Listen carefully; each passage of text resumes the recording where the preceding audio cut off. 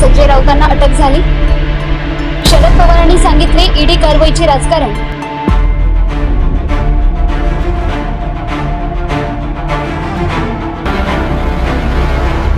मुंबईत पार पडलेल्या नरकातला स्वर्ग या संजय राऊत लिखित पुस्तकाच्या प्रकाशन सोहळ्याला अनेक दिग्गज नेते उपस्थित होते। शरद पवार, उद्धव ठाकरे, जावेद अख्तर यांच्यासह अनेक मान्यवर। या कार्यक्रमात शरद पवारांनी संजय राऊत यांच्या पुस्तकाचं कौतुक करताना एक धक्कादायक खुलासा केला। पवार म्हणाले, संजय राऊत सामनाच्या माध्यमातून नेहमी स्पष्ट आणि रोखठोक भूमिका मांडतात, त्यामुळे अनेक लोक अस्वस्थ होते, संधीच्या शोधात होते आणि ती संधी मिळाली।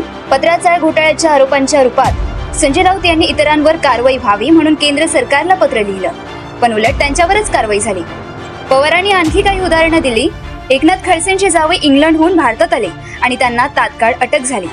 अनिल देशमुखांवर 100 कोटींचा आरोप होता, पण नंतर ती केस 1 कोटीवर आली।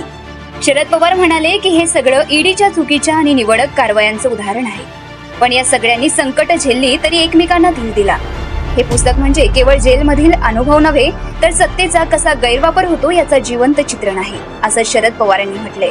पवार शेवटी म्हणाले, निवडणुका येतात आणि जातात, पण लोकव्यवस्था ही आदर्श असली पाहिजे। संजय राऊतांनी हे पुस्तक लिहून लोकशाहीचा आरसा समोर आणला आहे। सत्तेचा वापर की दुरुपयोग, ईडीची कारवाई की राजकीय सूड, तुमचं मत काय? कमेंट मध्ये जरूर लिहा।